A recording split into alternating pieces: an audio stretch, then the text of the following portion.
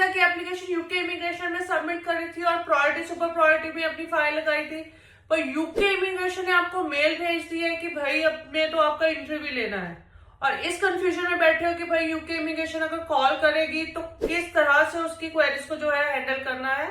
तो make sure आप इस वीडियो को एंड तक जरूर देखना। मैं आपको सारे टिप्स एंड ट्रिक्स बताऊंगी जिससे आप यूके इमिग्रेशन का जो इंटरव्यू है वो क्लियर कर सकते हो।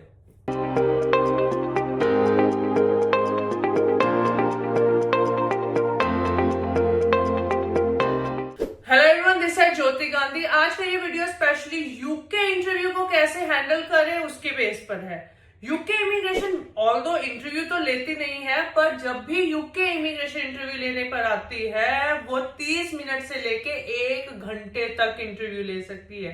यस, 30 मिनट से लेके 60 मिनट तक आपके इंटरव्यू की जो है ड्यूरेशन जा सकती है। अगर उस दौरान आप वीजा ऑफिसर को सेटिस्फाइड नहीं कर पाए तो वीजा ऑफिसर सीधा आपका रिफ्यूजल लेटर भेजेगा, और अगर इंटरव्यू के ऊपर रिफ्यूज हो जाते हो तो यूके वीआई में दोबारा एप्लीकेशन सबमिट नहीं कर पाओगे। और सबमिट तो छोड़ो, कोई भी इंस्टीट्यूट आपको जो है वो दोबारा से ऑफर लेटर नहीं देगा।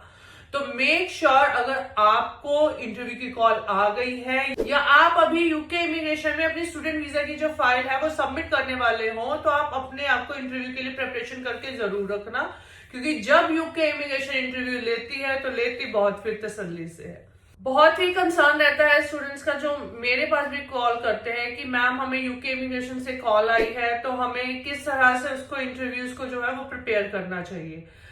मैंने बहुत ही ज्यादा स्टूडेंट्स को जो है वो यूएसए के लिए और न्यूजीलैंड के इंटरव्यू प्रिपरेशन के लिए प्रिपेयर करा हुआ है, जिसकी वजह से बच्चे जो है वो अपना दोनों कंट्रीज में अपना इंटरव्यू जो है वो क्लियर कर पाते हैं।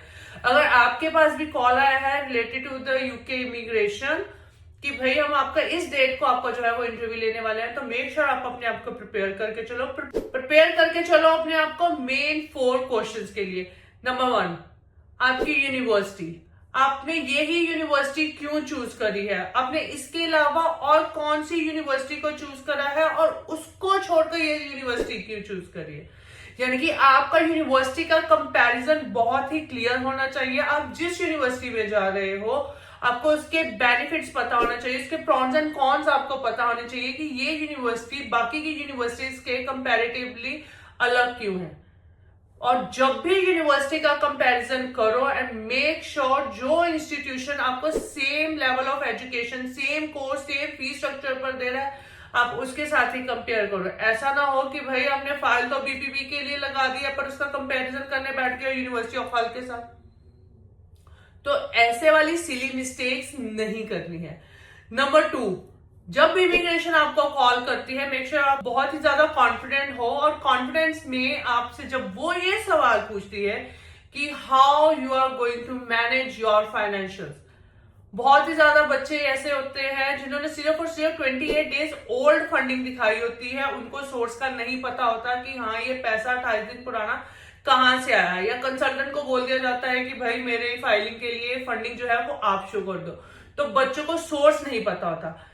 यूके इमिग्रेशन का अगर कॉल आया है तो ये समझ लेना कि इंस्टीट्यूशन के बाद जो सेकंड क्वेश्चन क्या आपके लिए रहने वाला है वो रहने वाला है आपका फंडिंग का सोर्स, कि आपका ये फंड कहां से आया है। नंबर 3, ये कोर्स, आप ये कोर्स यूके में क्यों पढ़ने आ रहे हो, ये सेम कोर्स आप अपनी होम कंट्री में क्यों नहीं कर रहे हो, और उसके वहां पर आने से आपको क्या बेनिफिट मिलेंगे। बेनिफिट बताने हैं, कंपैरिजन बताना है ऐसे वाले क्वेश्चंस का कि भाई मुझे इंडिया में अगर मैं पढ़ता हूं तो मेरे लिए कोऑप नहीं है, मैं यहाँ पे आ रहा हूं तो मेरे लिए कोऑप अपॉर्चुनिटीज है, स्टडी जरूर कॉस्टली है बट एजुकेशन सिस्टम सेम है, जिसकी वजह से जो है मुझे वापस आने पर बेनिफिट ही मिलेगा।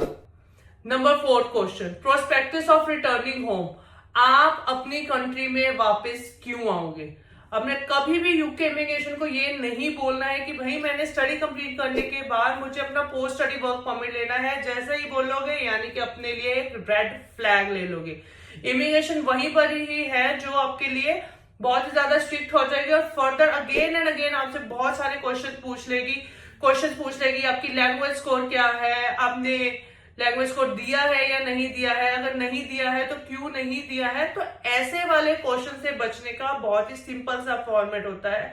आप वीजा ऑफिसर को इतनी क्लैरिटी से आंसर्स दो ताकि वीजा ऑफिसर फर्दर आपसे जो है वो क्वेश्चन ना पूछ पाए, या अपने आप को इस हिसाब से प्रिपेयर कर लो कि भाई ये सेट ऑफ क्वेश्चंस है तो मुझे उन सेट ऑफ क्वेश्चंस के लिए जो है वो प्रिपेयर रहना, ताकि वीजा ऑफिसर अगर मुझे इंटरव्यू के लिए कॉल कर रहा है तो मुझे उसको प्रॉपर सेटिस्फाइड करना है। क्योंकि यूके इमिग्रेशन अगर इंटरव्यू आप सेटिस्फैक्ट्री आंसर्स नहीं दे पाए हो तो सीधा रिफ्यूजल आएगी, और रिफ्यूजल भी फिर ऐसे वाली कि दोबारा यूके का अगर सपना लेके बैठे हो जाने का तो नहीं जा पाएगा।